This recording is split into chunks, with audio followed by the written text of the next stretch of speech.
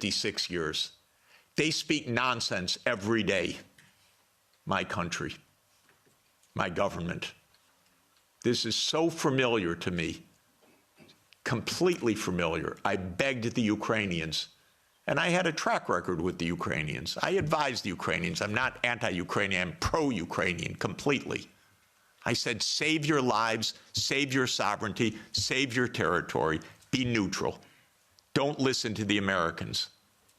I repeated to them the famous adage of Henry Kissinger, that to be an enemy of the United States is dangerous, but to be a friend is fatal. Professor Jeffrey Sachs is recognized for his independence and credibility, having avoided political alignment and instead maintained a focus on peace, sustainable development, and global cooperation. He begins by acknowledging the complexity and danger of the current geopolitical moment, referencing ongoing conflicts such as the war in Ukraine and broader instability across Europe, the Middle East, and Africa. He emphasizes the need for clarity and thoughtful dialogue in these turbulent times. Professor Sachs draws on his first-hand experiences, having advised governments in Eastern Europe, the former Soviet Union, and beyond over the past 36 years. He has worked closely with leaders in Russia, the US, and various European countries, giving him a unique real-world perspective on international relations. Michael, thank you so much, and thanks to all of you for the chance to be together and to think together. This is indeed a complicated and fast-changing time and a very dangerous one. So we really need clarity of thought. I'm especially interested in our conversation, so I'll try to be as succinct and clear as I can be.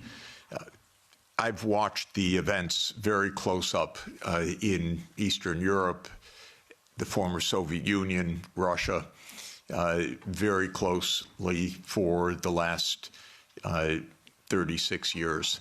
I was an advisor to the Polish government in 1989, to President Gorbachev in 1990 and 91, to President Yeltsin in 1991 to 1993, to President Kuchma of Ukraine in 1993-94. I helped introduce the Estonian currency. I helped several countries in former Yugoslavia, especially Slovenia. I've watched the events very close up for 36 years. After the Maidan, I was asked by the new government to come to Kiev, and I was taken around the Maidan, and I learned a lot of things firsthand. I've been in touch with Russian leaders for more than 30 years. I know the American political leadership close up. Our previous Secretary of Treasury was my macroeconomics teacher 51 years ago, or just to give you an idea. So we were very close friends for a half century. I know all of these people. I just want to say this because what I want to explain in my point of view is not secondhand, it's not ideology, it's what I've seen with my own eyes and experienced during this period. In my understanding of the events that have befallen Europe in many contexts, and I'll include not only the Ukraine crisis, but Serbia, 1999, the wars in the Middle East, including Iraq, Syria, the wars in Africa, including Sudan, Somalia, Libya. These are to a very significant extent that would surprise you, perhaps, and would be denounced about what I'm about to say. These are wars that the United States led and caused. And this has been true for more than 40 years now. What happened, more than 30 years, I should say, to be more precise. The United States came to the view, especially in 1990, 91, and then with the end of the Soviet Union, that the U.S. now ran the world, and that the U.S. did not have to heed anybody's views, red lines, concerns, security viewpoints, or any international obligations, or any UN framework. I'm sorry to put it so plainly, but I do want you to understand. I tried very hard in 1991 to get help for Gorbachev, who I think was the greatest statesman of our modern time. I recently read the archived memo of the National Security Council discussion of my proposal, how they completely dismissed it and laughed it off the table when I said that the United States should help the Soviet Union in financial stabilization and in making its reforms. And the memo documents, including some of my former colleagues at Harvard in particular, saying we will do the minimum that we will do to prevent disaster, but the minimum. It's not our job to help. Quite the contrary, it's not our interest to help. When the Soviet Union ended in 1991, the view became even more exaggerated. And I can name chapter and verse, but the view was we run the show. Cheney, Wolfowitz, and many other names that you will have come to know literally believed this is now a U.S. world, and we will do as we want. We will clean up from the former Soviet Union. We will take out any remaining allies. Countries like Iraq, Syria, and so forth will go. And we've been experiencing this foreign policy for now essentially 33 years. Europe has paid a heavy price for this because Europe has not had any foreign policy during this period that I can figure out. No voice, no unity, no clarity, no European interests, only American loyalty.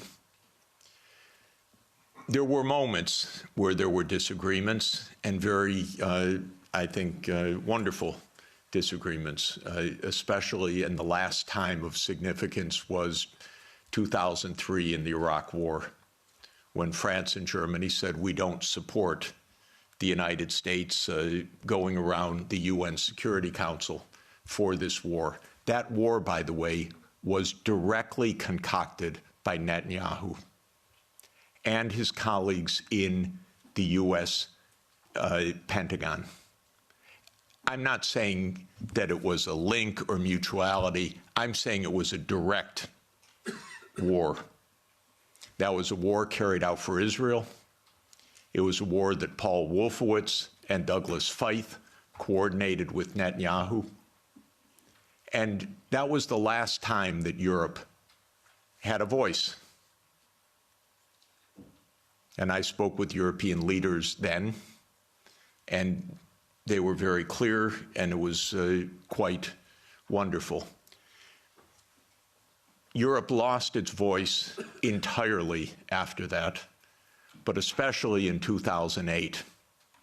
Now, what happened after 1991 to get to 2008 is that the United States decided that unipolarity meant that NATO would enlarge somewhere from Brussels to Vladivostok, step by step. There would be no end to eastward enlargement of NATO. This would be the U.S. unipolar world. If you play the game of Risk as a child, like I did, this is the U.S. idea, to have the peace on every part of the board. Any place without a U.S. military base is an enemy, basically. Neutrality is a dirty word in the U.S. political lexicon, perhaps the dirtiest word. At least if you're an enemy, we know you're an enemy. If you are neutral, you're subversive, because then you're really against us, because you're not telling us. You're pretending to be neutral. So this was the mindset, and the decision was taken formally in 1994, when President Clinton signed off on NATO enlargement to the east. You will recall that in February 7th, 1991, Hans-Dietrich Genscher and James Baker III spoke with Gorbachev. Genscher gave a press conference afterwards where he explained, NATO will not move eastward. We will not take advantage of the dissolution of the Warsaw Pact. And understand that was in a juridical context, not a casual context. This was the end of World War II being negotiated for German reunification. And an agreement was made that NATO will not move 1 inch eastward. And it was explicit, and it is in countless documents, and just look up National Security Archive of George Washington University, and you can get dozens of documents. It's a website called What Gorbachev Heard About NATO. Take a look, because everything you're told by the US is a lie about this. But the archives are perfectly clear. So the decision was taken in 1994 to expand NATO all the way to Ukraine. This is a project. This is not one administration or another. This is a US government project that started more than 30 years ago.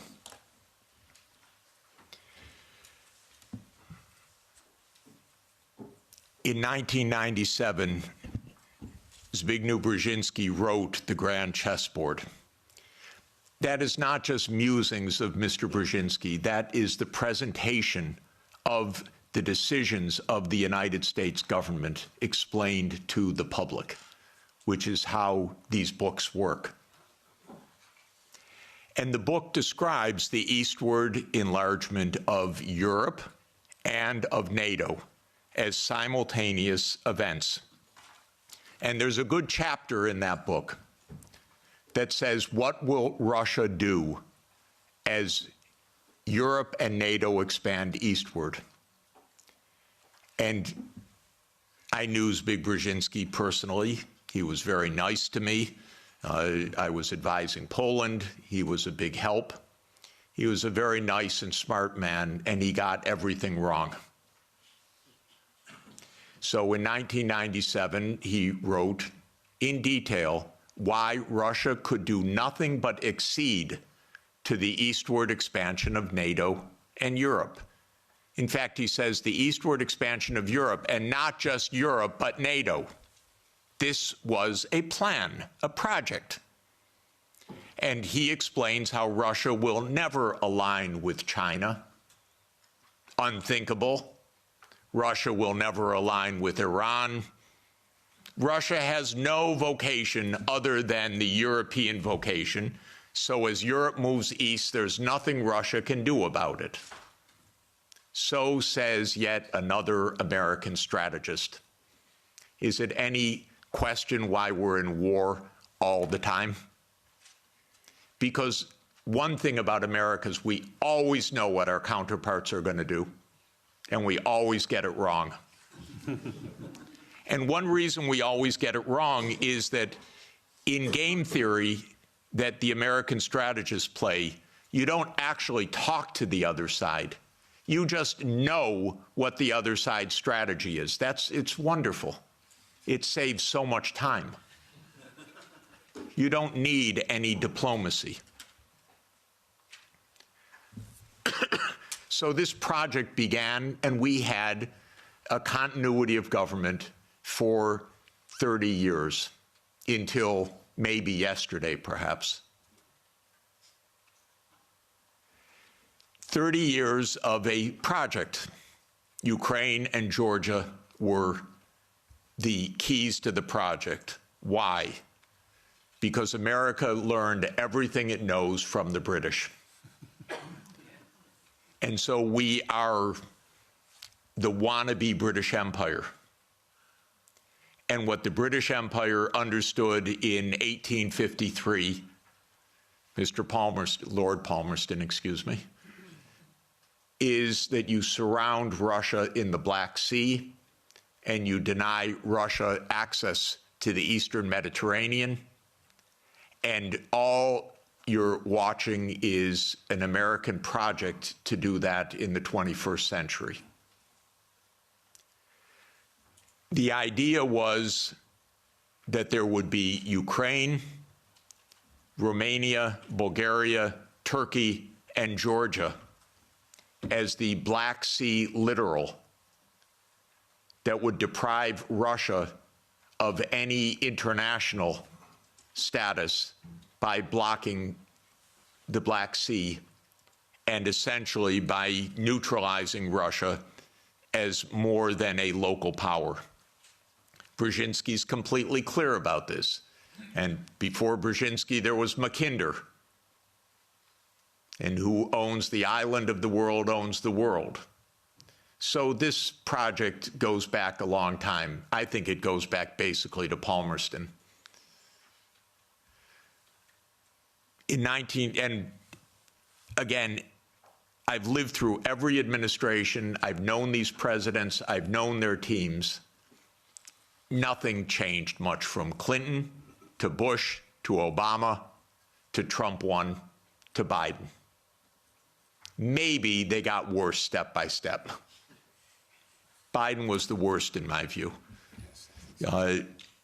Maybe also because he was not compos mentis for the last couple of years. And I say that seriously, not as a snarky remark. The American political system is a system of image.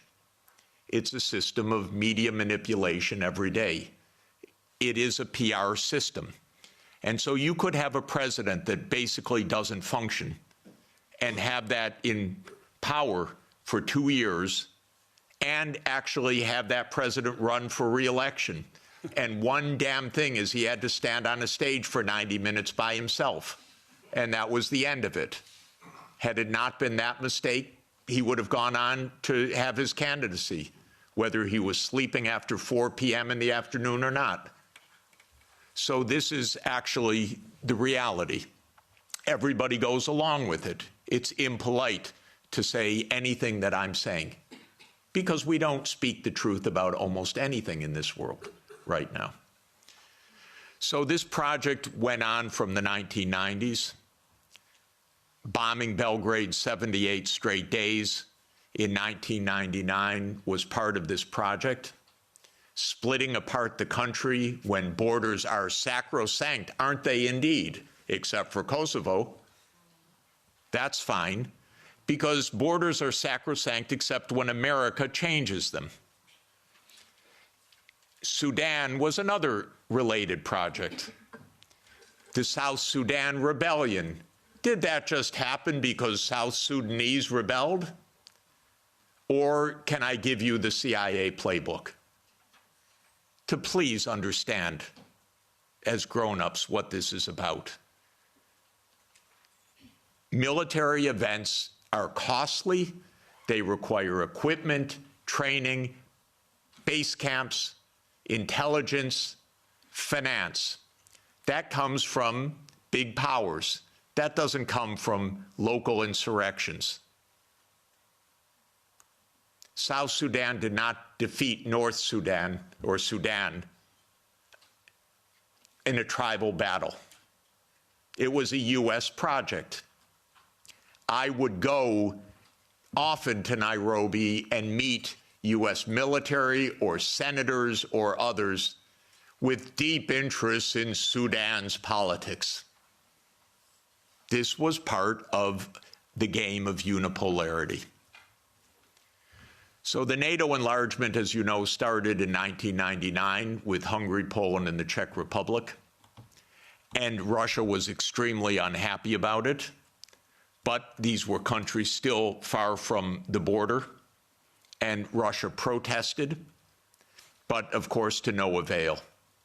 Then George Bush Jr. came in. When 9/11 occurred, President Putin pledged all support. And then the U.S.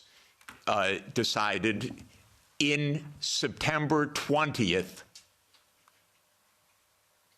2001, that it would launch 7 wars in 5 years. And you can listen to General Wesley Clark online talk about that. He was NATO's Supreme Commander in 1999. He went to the Pentagon on September 20th, 2001. He was handed the paper explaining 7 wars. These, by the way, were Netanyahu's wars. The idea was partly to clean up old Soviet allies and partly to take out supporters of Hamas and Hezbollah. Because Netanyahu's idea was there will be one state, thank you, only one state. It will be Israel. Israel will control all of the territory. And anyone that objects, we will overthrow. Not we exactly, our friend, the United States. That's U.S. policy until this morning. We don't know whether it will change. Now, the only wrinkle is that maybe the U.S. will own Gaza instead of Israel owning Gaza. But the idea has been around at least for 25 years. It actually goes back to a document called Clean Break that Netanyahu and his American political team put together in 1996 to end the idea of the two-state solution. You can also find it online. So these are projects. These are long-term events. These aren't, is it Clinton? Is it Bush? Is it Obama? That's the boring way to look at American politics, as the day-to-day game. But that's not what American politics is. So the next round of NATO enlargement came in 2004 with 7 more countries. The 3 Baltic states, Romania, Bulgaria, Slovenia, and Slovakia.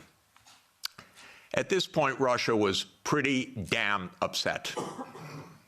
This was a complete violation of the post-war order agreed with German reunification.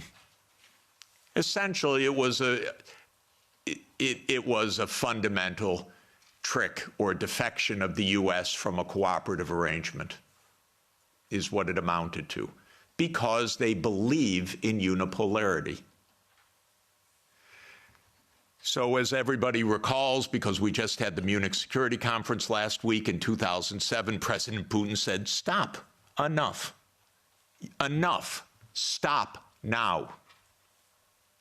And of course, what that meant was in 2008, the United States jammed down Europe's throat enlargement of NATO to Ukraine and to Georgia. This is a long-term project. I listened to Mr. Saakashvili in New York in May of 2008, and I walked out, called Sonia, and said, this man's crazy. And a month later, a war broke out because the United States told this guy, we saved Georgia. And he stands at the Council on Foreign Relations, says, Georgia's in the center of Europe. Well, it ain't, ladies and gentlemen. It's not in the center of Europe. And the most recent events are not helpful for Georgia, for its safety, and your MPs going there, or MEPs going there, and European politicians. That gets Georgia destroyed. That doesn't save Georgia. That gets Georgia destroyed. Completely destroyed. In 2008, as everybody knows, our former CIA director, William Burns, sent a long message back to Condoleezza Rice. Niet means niet, about expansion. This we know from Julian Assange, because believe me, not one word is told to the American people about anything or to you or by any of your newspapers these days. So we have Julian Assange to thank, but we can read the memo in detail. As you know, Viktor Yanukovych was elected in 2010 on the platform of neutrality. Russia had no territorial interests or designs in Ukraine at all. I know, I was there during these years. What Russia was negotiating was a 25-year lease to 2042 for Sevastopol Naval Base. That's it. Not for Crimea, not for the Donbass, nothing like that. This idea that Putin is reconstructing the Russian Empire, this is childish propaganda, excuse me. If anyone knows the day-to-day and year-to-year history, this is childish stuff. Childish stuff seems to work better than adult stuff. So, no designs at all. The United States decided this man must be overthrown. It's called a regime change operation. There have been about 100 of them by the United States, many in your countries, and many all over the world. That's what the CIA does for a living. Okay? Please know it. It's a very unusual kind of foreign policy. But in America, if you don't like the other side, you don't negotiate with them, you try to overthrow them. Preferably covertly. If it doesn't work covertly, you do it overtly. You always say it's not our fault, they're the aggressor, they're the other side, they're Hitler. That comes up every 2 or 3 years. Whether it's Saddam Hussein, whether it's Assad, whether it's Putin, that's very convenient. That's the only foreign policy explanation the American people are ever given anywhere. Well, we're facing Munich 1938. Well, we're facing Munich 1938. Can't talk to the other side. They're evil, implacable foes. That's the only model of foreign policy we ever hear from our mass media. And the mass media repeats it entirely because it's completely suborned by the US government. Now, in 2014, the US worked actively to overthrow Yanukovych. Everybody knows the phone call intercepted by my Columbia University colleague, Victoria Nuland, and the US Ambassador Peter Piot. You don't get better evidence. The Russians intercepted her call and they put it on the internet. Listen to it, it's fascinating. I know all these people. By the way, by doing that, they all got promoted in the Biden administration. That's the job. Now, when the Maidan occurred, I was called immediately. Oh, Professor Sachs, the new Ukrainian prime minister would like to see you to talk about the economic crisis. Because I'm pretty good at that. And so I flew to Kiev, and I was walked around the Maidan. And I was told how the US paid the money for all the people around the Maidan.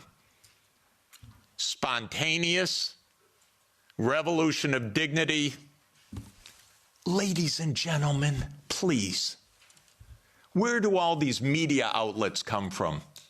Where does all this organization come from? Where do all these buses come from? Where do all these people called in come from? Are you kidding? This is organized effort. And it's not a secret, except to citizens of Europe and the United States. Everyone else understands it quite clearly. Then came Minsk, and especially Minsk II, which, by the way, was modeled on South Tyrolean autonomy. And the Belgians could have related to Minsk II very well. It said there should be autonomy for the Russian-speaking regions in the east of Ukraine. It was supported unanimously by the UN Security Council. The United States and Ukraine decided it was not to be enforced. Germany and France, which were the guarantors of the Normandy process, let it go. And it was absolutely another direct American unipolar action, with Europe, as usual, playing completely useless subsidiary role, even though it was a guarantor of the agreement. Trump won, raised the armaments. There were many thousands of deaths in the shelling by Ukraine in the Donbass. There was no Minsk II agreement. And then Biden came into office. And again, I know all these people. I used to be a member of the Democratic Party. I now am strictly sworn to be a member of no party, because both are the same anyway, and because this is, the Democrats became complete warmongers over time, and there was not one voice about peace, just like most of your parliamentarians, the same way. So at the end of 1991, Putin put on the table a last effort in two security agreement drafts, one with Europe and one with the United States. The U.S. put on the table December 15th, 2021. I had an hour call with Jake Sullivan in the White House, begging, Jake, avoid the war. You can avoid the war. All you have to do is say NATO will not enlarge to Ukraine. And he said to me, oh, NATO's not going to enlarge to Ukraine. Don't worry about it. I said, Jake, say it publicly. No, no, no, we can't say it publicly. Say, Jake, you're going to have a war over something that isn't even going to happen? He said, don't worry, Jeff, there will be no war. These are not very bright people. I'm telling you, if I can give you my honest view, they're not very bright people. And I've dealt with them for more than 40 years. They talk to themselves. They don't talk to anybody else. They play game theory. In non-cooperative game theory, you don't talk to the other side. You just make your strategy. This is the essence of game theory. It's not negotiation theory. It's not peacemaking theory. It is unilateral, non-cooperative theory, if you know formal game theory. That's what they play.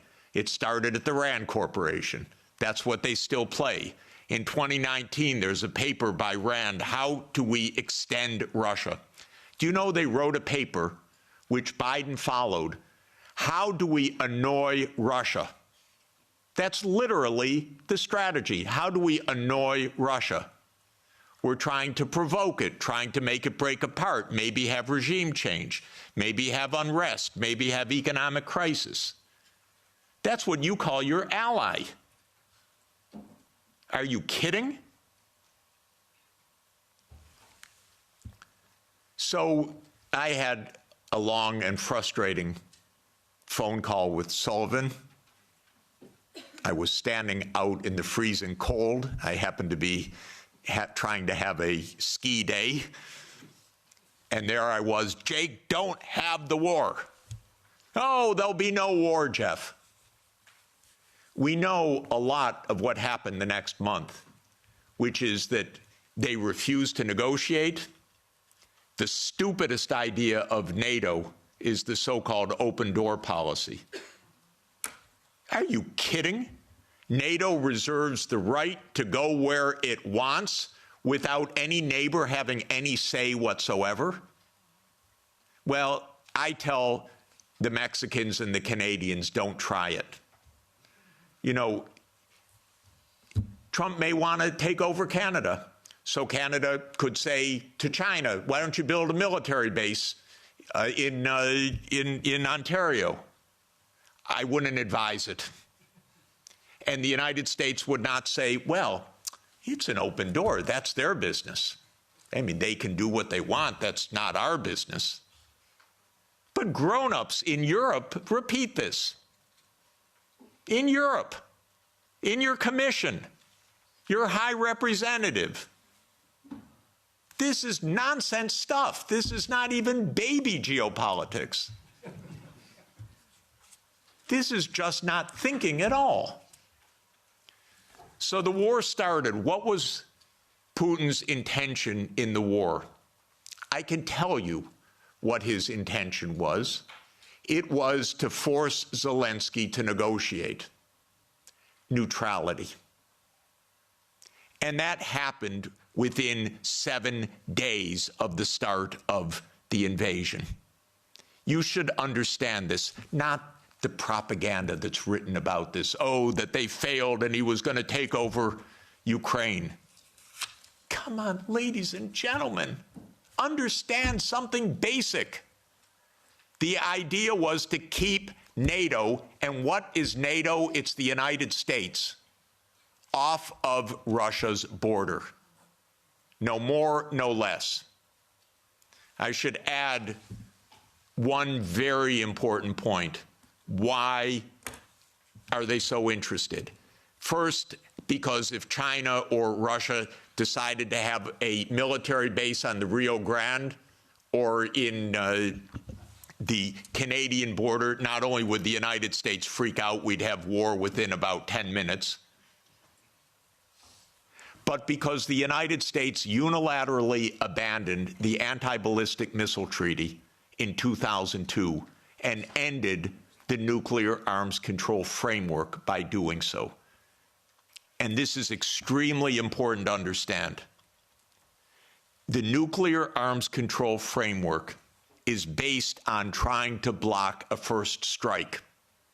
The ABM treaty was a critical component of that. The U.S. unilaterally walked out of the ABM treaty in 2002. It blew a Russian gasket. So everything I've been describing is in the context of the destruction of the nuclear framework as well. And starting in 2010, the U.S. put in Aegis missile systems in Poland and then in Romania. And Russia doesn't like that. And one of the issues on the table in December and January, December 2021, January 2022, was, does the United States claim the right to put missile systems in Ukraine? And Blinken told Lavrov in January 2022, the United States reserves the right to put missile systems wherever it wants. That's your putative ally. And now let's put intermediate missile systems back in Germany. The United States walked out of the INF Treaty unilaterally in 2019. There is no nuclear arms framework right now. None. When Zelensky said in 7 days, let's negotiate, I know the details of this exquisitely because I've talked to all the parties in detail. Within a couple of weeks, there was a document exchanged that President Putin had approved, that Lavrov had presented, that was being managed by the Turkish mediators. I flew to Ankara to listen in detail to what the mediators were doing. Ukraine walked away unilaterally from a near agreement. Why? Because the United States told them to. Because the UK added icing to the cake by having Bojo go in early April to Ukraine and explain. And he has recently And if your security is in the hands of Boris Johnson, God help us all. Keith Starmer turns out to be even worse. It's unimaginable, but it is true. Boris Johnson has explained, and you can look it up on the website, that what's at stake here is Western hegemony. Not Ukraine, Western hegemony. Michael and I met at the Vatican with a group in the spring of 2022, where we wrote a document explaining nothing good can come out of this war for Ukraine. Negotiate now, because anything that takes time will mean massive amounts of deaths, risk of nuclear escalation, and likely loss of the war. I want to change one word from what we wrote then. Nothing was wrong in that document. And since that document, since the U.S. talked the negotiators away from the table, about 1 million Ukrainians have died or been severely wounded. And the American senators, who are as nasty and cynical and corrupt as imaginable, say this is wonderful expenditure of our money because no Americans are dying. It's the pure proxy war. One of our senators nearby me, Blumenthal, says this out loud. Mitt Romney says this out loud. It's best money America can spend. No Americans are dying. It's unreal. Now, just to bring us up to yesterday, this failed. This project failed. The idea of the project was that Russia would fold its hand. The idea all along was Russia can't resist, as Zbigniew Brzezinski explained in 1997. The Americans thought, we have the upper hand. We're going to win because we're going to bluff them. They're not really going to fight. They're not really going to mobilize. The nuclear option of cutting them out of SWIFT, that's going to do them in. The economic sanctions, that's going to do them in. The HIMARS, that's going to do them in. The ATACMS, the F-16s. Honestly, I've listened to this for 70 years. I've listened to it as semi-understanding, I'd say, for about 56 years. They speak nonsense every day. My country, my government. This is so familiar to me, completely familiar. I begged the Ukrainians, and I had a track record with the Ukrainians. I advised the Ukrainians. I'm not anti-Ukrainian, I'm pro-Ukrainian completely. I said, save your lives, save your sovereignty, save your territory, be neutral. Don't listen to the Americans. I repeated to them the famous adage of Henry Kissinger, that to be an enemy of the United States is dangerous, but to be a friend is fatal.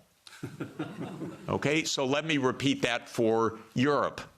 To be an enemy of the United States is dangerous, but to be a friend is fatal. So let me now finalize a few words about Trump. Trump does not want the losing hand. This is why it is more likely than not this war will end, because Trump and President Putin will agree to end the war. If Europe does all its great warmongering, it doesn't matter. The war is ending. So get it out of your system. Please tell your colleagues. It's over. And it's over because Trump doesn't want to carry a loser. That's it. It's not some great morality. He doesn't want to carry a loser. This is a loser. The one that will be saved by the negotiations taking place right now is Ukraine. Second is Europe. Your stock market's rising in recent days by the horrible news of negotiations. I know this has been met with the sheer horror in these chambers, but this is the best news that you could get. Now, I encouraged, they don't listen to me, but I tried to reach out to some of the European leaders. Most don't want to hear anything from me at all. But I said, don't go to Kiev. Go to Moscow. Discuss with your counterparts. Are you kidding? You're Europe. You're 450 million people. You're $20 trillion economy. You should be the main economic trading partner of Russia. It's natural links. By the way, if anyone would like to discuss how the U.S. blew up Nord Stream, I'd be happy to talk about that.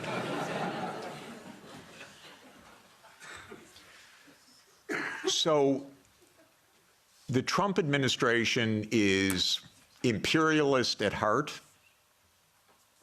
It is great powers dominate the world. It is we will do what we want when we can. We will be better than a senescent Biden, and we'll cut our losses where we have to. There are several war zones in the world, the Middle East being another. We don't know what will happen with that. Again, if Europe had a proper policy, you could stop that war. I'll explain how. But war with China is also a possibility. So I'm not saying that we're at the new age of peace, but we are in a very different kind of politics right now, and Europe should have a foreign policy, and not just a foreign policy of Russophobia, a foreign policy that is a realistic foreign policy that understands Russia's situation, that understands Europe's situation, that understands what America is and what it stands for, that tries to avoid Europe being invaded by the United States, because it's not impossible that America will just land troops in Danish territory. I'm not joking, and I don't think they're joking. And Europe needs a foreign policy, a real one, not a, yes, we'll bargain with Mr. Trump and meet him halfway. You know what that will be like? Give me a call afterwards. Please don't have American officials as head of Europe. Have European officials. Please. Have a European foreign policy. You're going to be living with Russia for a long time, so please negotiate with Russia. There are real security issues on the table. But the bombast and the Russophobia is not serving your security at all. It's not serving Ukraine's security at all. It contributed to 1 million casualties in Ukraine from this idiotic American adventure that you signed on to and then became the lead cheerleaders of. It solves nothing. On the Middle East, by the way, the U.S. completely handed over foreign policy to Netanyahu 30 years ago. The Israel lobby dominates American politics. Just have no doubt about it. I could explain for hours how it works. It's very dangerous. I'm hoping that Trump will not destroy his administration and worse, the Palestinian people, because of Netanyahu, who I regard as a war criminal. properly indicted by the ICC, and that needs to be told no more, that there will be a state of Palestine on the borders of the 4th of June, 1967, according to international law, as the only way for peace. It's the only way for Europe to have peace on your borders with the Middle East, is the two-state solution. There is only one obstacle to it, by the way, and that is the veto of the United States in the UN Security Council. So if you want to have some influence, tell the United States, drop the veto. You are together with 180 countries in the world. The only ones that oppose a Palestinian state are the United States, Israel, Micronesia, Nauru, Palau, Papua New Guinea, Mr. Malay, and Paraguay. So this is a place where Europe could have a big influence. Europe has gone silent about the JCPOA and Iran.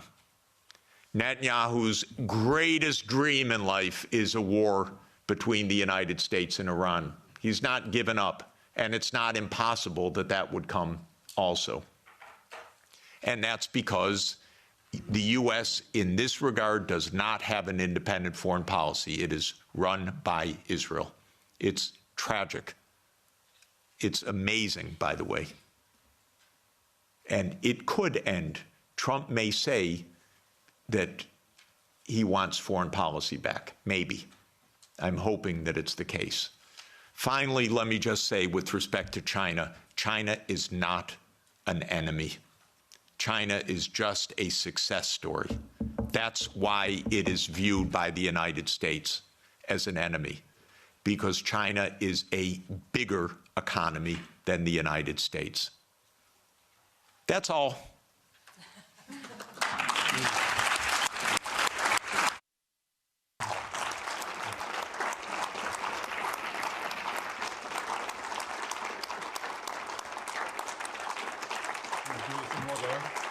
Thanks.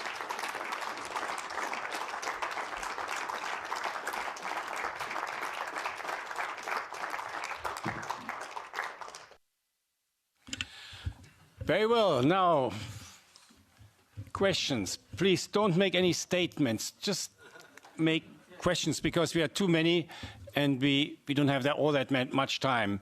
So where do I start? I start with on the left side. I have a preference to the left, as you know. You come home. Yeah, go ahead. Thank you, Jeffrey Sachs. From the Czech Republic, we are glad we have you here. We have a problem. We were cursed by a witch who told the EU, and the EU is mugged. So it won't be improved until 2029. But what we, the Central Europeans, should do in the meantime, especially if the Germans don't happen to vote for Sarah Wagenknecht enough, are we supposed to create some kind of neutrality for the Central Europe, or what would you suggest us to do? So, first of all my grandchildren are Czech, I want you to know. And Sonia is Czech-born and Czech citizen, so we're very proud. I'm the trailing spouse in this, but I'm a Czech wannabe.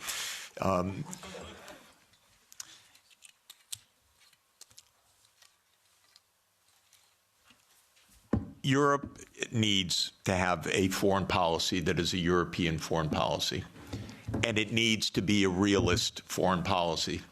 Realist is not hate. Realist is actually trying to understand both sides and to negotiate. There are two kinds of realists, defensive realists and offensive realists. My dear friend John Mearsheimer, who is the offensive realist, we're very close friends and I love him, but I believe more than he does, you talk to the other side and you find a way to make an understanding. And so basically, Russia is not going to invade Europe. This is the fundamental point. It may get up to the Dnieper River. It's not going to invade Europe. But there are real issues. The main issue for Russia was the United States, because Russia, as a major power and the largest nuclear power in the world, was profoundly concerned about U.S. unipolarity from the beginning. Now that this is seemingly, possibly ending, Europe has to open negotiations directly with Russia as well, because the United States will quickly lose interest, and you're going to be living with Russia for the next thousands of years. Okay? So what do you want? You want to make sure that the Baltic states are secure. The best thing for the Baltic states is to stop their Russophobia. This is the most important thing. Estonia has about 25% Russian citizens, or Russian-speaking citizens, ethnic Russians. Latvia, the same. Don't provoke the neighbor. That's all. This is not hard. It really isn't hard. And again, I want to explain my point of view. I have helped these countries, the ones I'm talking about, trying to advise.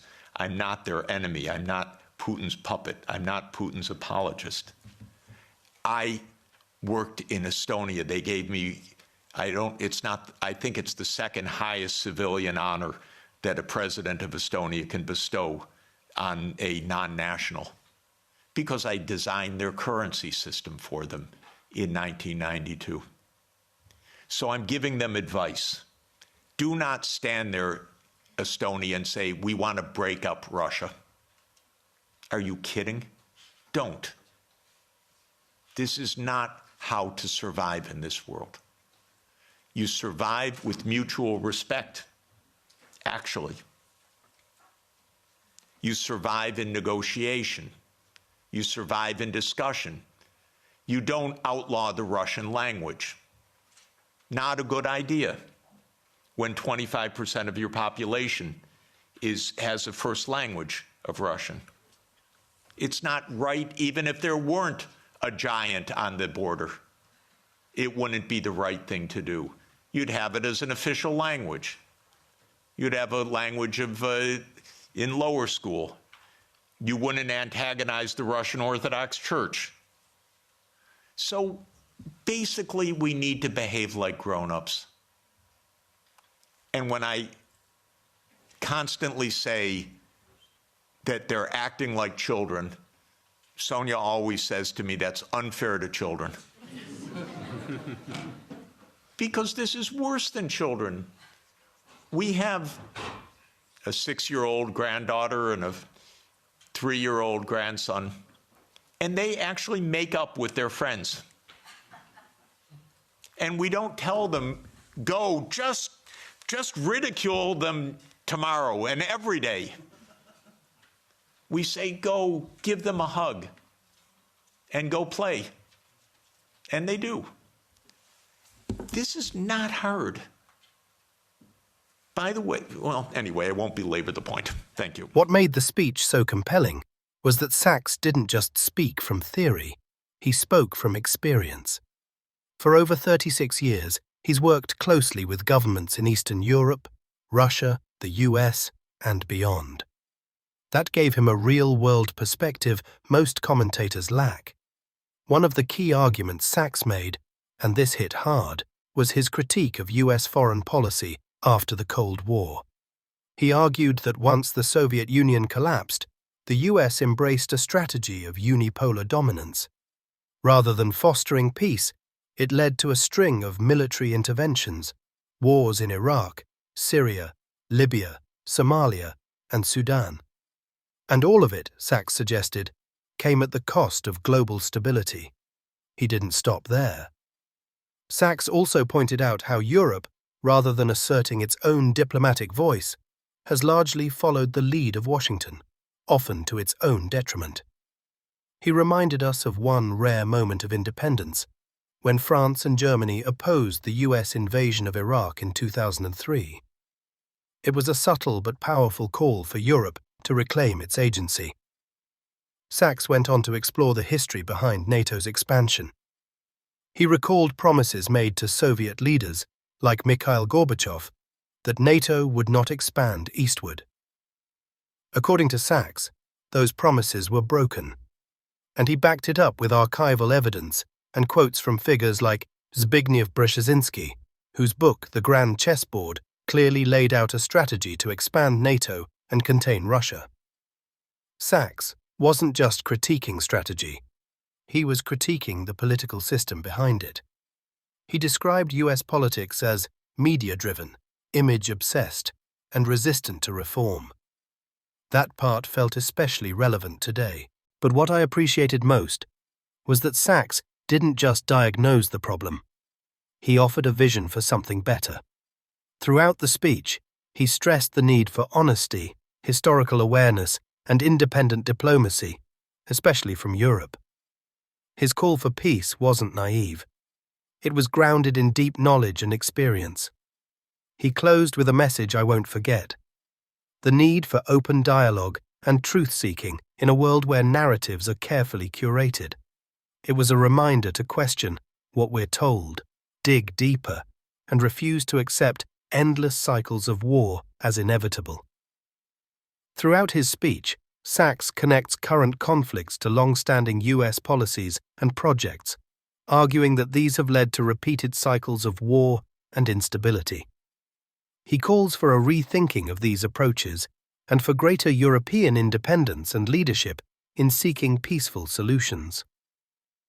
Sachs concludes by reflecting on the need for honesty and dialogue in international relations.